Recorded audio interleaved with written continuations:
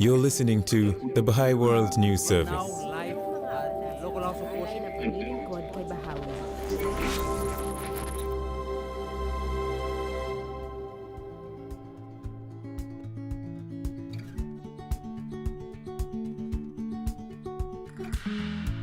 In this episode, we hear from Janice Vandendoel, a member of a Baha'i agency at the local level. Hope is not just a dream that maybe someday things will get better, but it's actually closely connected to a vision of what is possible. Farah Guchani Rosenberg, a member of the Board of Counselors in the United States. Whether it's religious or racial or ethnic or educational separation or wealth. Imagine a society so diverse, yet they feel oneness among themselves. Ken Bowers, a member of the National Spiritual Assembly of the United States. What we're hearing is a sense of agency among the people who themselves can read their own reality, take action to improve that reality, which is a very profound way of thinking about social change.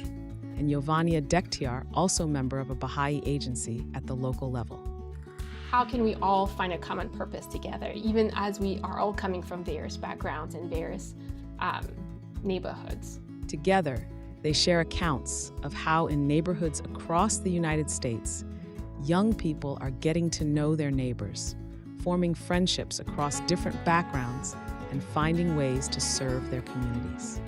These youth draw on experiences they've gained through the Training Institute, Baha'i moral and spiritual educational programs that help them develop both personally and in their capacity to contribute to community life. From the Baha'i World News Service, this is In Conversation, a collective exploration of the practical application of Baha'i principles to the building of peaceful societies. So Janice, about a year ago, you moved to Louisville. So tell us about the experience that you and your husband and kids have had there and who you're getting to know and what the local community is like. It was really striking, how in American communities, even people that live very closely together don't necessarily know each other. And just that act of building bridges, forming friendships, had a really profound effect on how it felt to be in that neighborhood. Over the course of 4-6 months, we would go outside, our children knew other children, we were able to talk with other people and form these bonds of friendship. What are some of the characteristics of the young people that you see there? In other words, what are their aspirations when you have conversations with them? What are they interested in talking about and getting involved in? So in our neighborhood, there's a real desire among parents for their children to have opportunities, to have access to education, to really build a new life in this country. But there are also fears about some of the social forces and the effects that those are having on young people. And the youth that we have met really want to fulfill those aspirations. They have a longing to pursue their education, but there are also things that they struggle with. And this is probably something that we see across many neighborhoods across the US, that there is a lot of diversity, but somehow there's a common aspirations that, parents want to have a better life for their children, and that is often through education. And I think what we've seen in different parts of the country is that parents respond well to this idea of spiritual education. And so they want to continue that for not only for themselves, but then also for their children. And they want to be part of communities where this is also something that's explored together. And so I don't know if there's more examples that maybe you have seen or any of you have seen that you'd like to talk about. Yes, I think one of the observation we have in various spaces, whether in the neighborhood or suburbia area, people are really seeking true friendship. So when you mention about friendship, it's really sincere conversations that is connecting to the thoughts and realities of people. I think this sense of isolation is very, very real, but what we are seeing is that when friends are learning how to converse, how to listen to one another, and truly care, that sincere friendship is then forging certain level of relationships that is based on trust and respect and love for one another. So then that in exchange allows new kinds of community life to emerge. And in this community life, as you mentioned, there is in the heart of it is this spiritual dimension, which bonds all these diverse people around worship, for example, sharing prayers with one another. It's becoming a natural, a natural effort. When neighbors developing that kind of a friendship and trust, and when they are hearing beautiful words in these prayers, truly they are seeing something hopeful. Very interesting. You know, a community of sorts begins to form as families come together, pray together. The experience of that prayer and that interaction with the Baha'i teachings then begins to have a subtle but very important effect. And so their aspirations, which are legitimately for their own education to begin with, then begin to expand because they see themselves as members of a community, and they see their sense of purpose as being fulfilled in helping others also to advance, which is a very important thing if you think about it. And there's one wonderful example from Atlanta that came to light recently, where there was a group of youth who were involved in the Institute. And of course, they were engaged very much in the devotional life among themselves and with their families. They, many of them were also serving as mentors to children, as children's class teachers or as animators of people just a little bit younger than they were. And there's just a wonderful testimonial that I'm going to read to you because one of the youth wrote this beautiful little entry into her journal. And what it's about was the group of youth decided to go visit the Legacy Museum in Montgomery, Alabama. Now, the Legacy Museum is a museum that talks about the history of slavery and Jim Crow and continuing racial prejudice in the United States. So I'll just read a very short passage from her journal. So this is an African-American young woman in her teens writing this. Visiting the memorial and museum was eye-opening. So often have there been injustices I am aware of, but their profound implications weren't as clear. Society has taught people to live with injustice and not question why we hurt or oppress people. By seeing the magnitude of oppression that occurred in the United States and beyond, I was encouraged to want to prevent further tragedies from happening.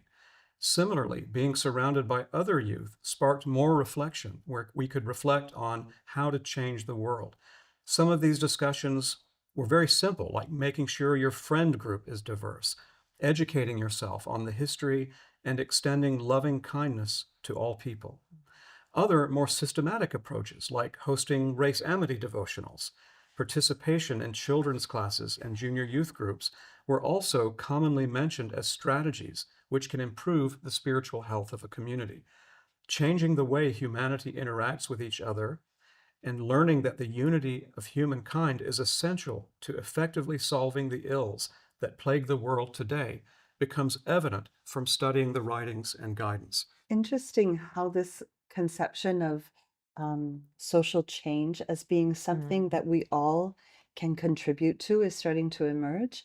I think before we thought that, for a community to change or transform, it would take a long time, that it was a very complicated process, that one needed to develop many different capacities, pursue higher education, and then it would be possible to make change. But I think what we're seeing is actually even just visiting someone in their home and having a conversation about their aspirations and concerns can give rise to simple actions that have a profound effect on the culture of the community. This concept of worship and service is such a powerful concept that actually they go hand in hand.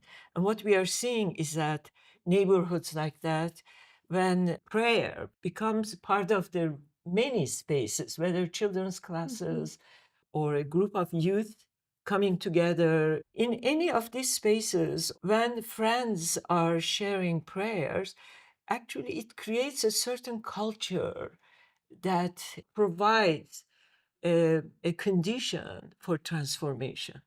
A collective sense emerges.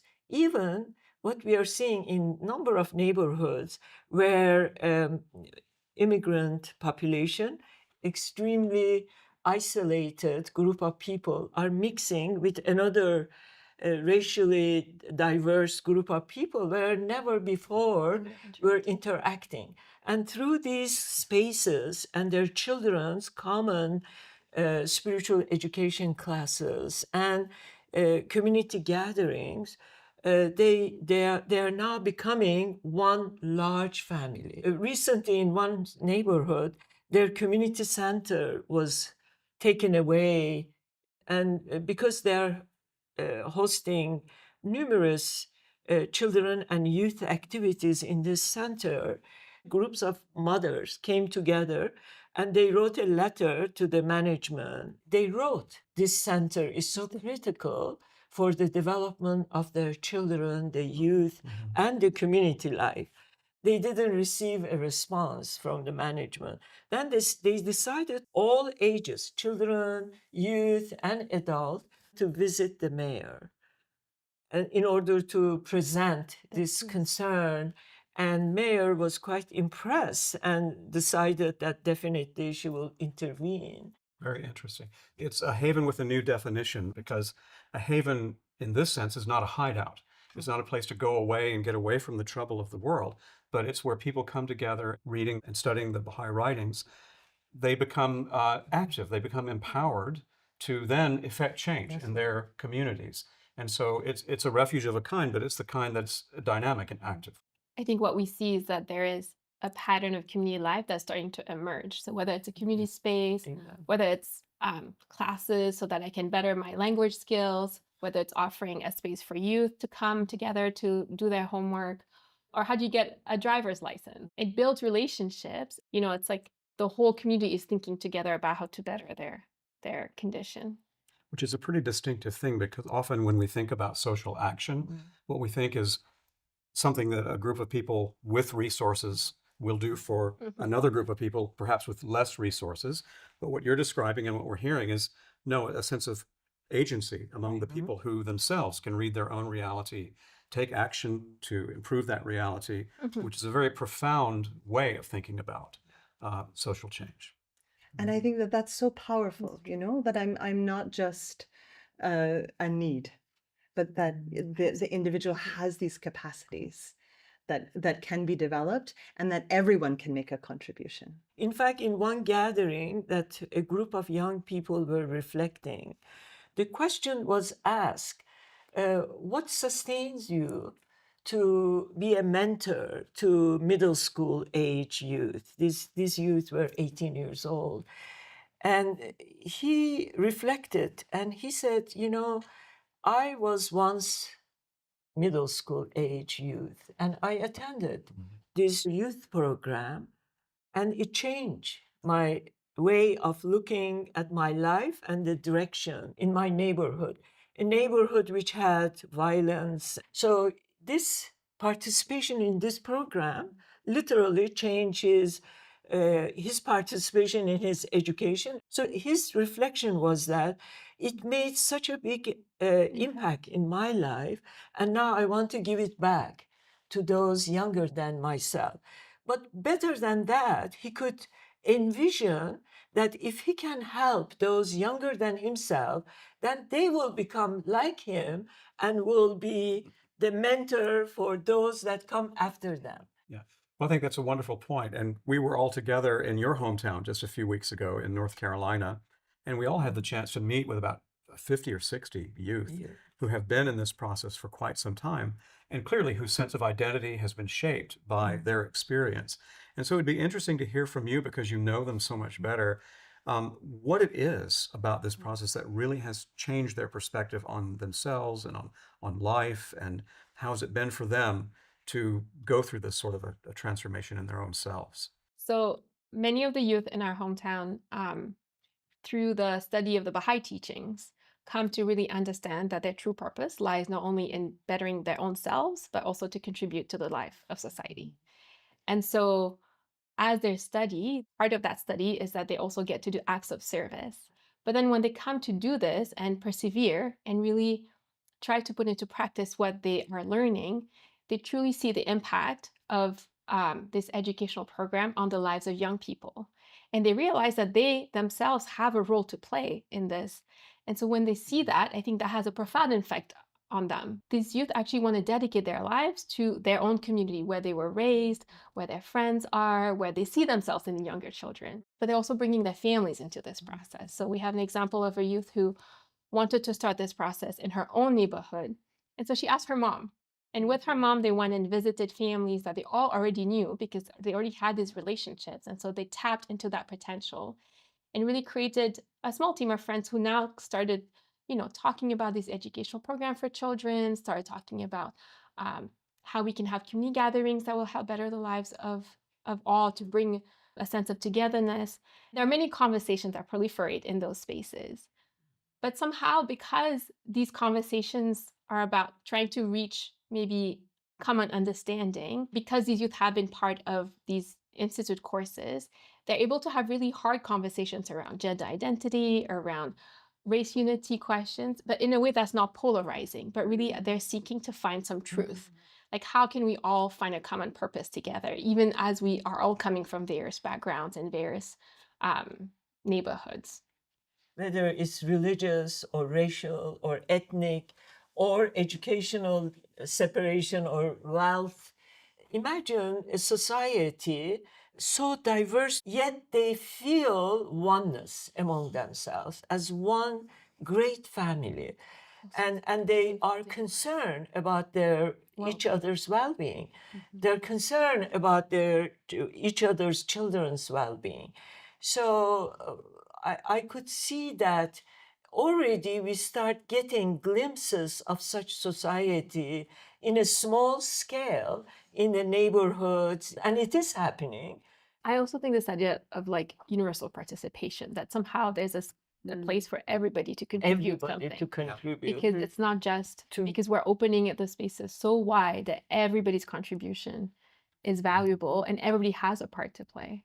There's also there's a concept that, when we talk about hope, that hope is not just a vague longing, Exactly. or, a dream that maybe someday things will get better, but it's actually closely connected to a vision of what is possible. You can't know what to do, I think, unless you know what story you're a part of. And the insight we have from Baha'u'llah is that we are part of the story of the maturation of humanity. We're living in an age when humanity is destined to be united, to create a just, peaceful, prosperous society where everyone is a valued contributor and participant and beneficiary. And this will advance on and on and on into the reaches of time.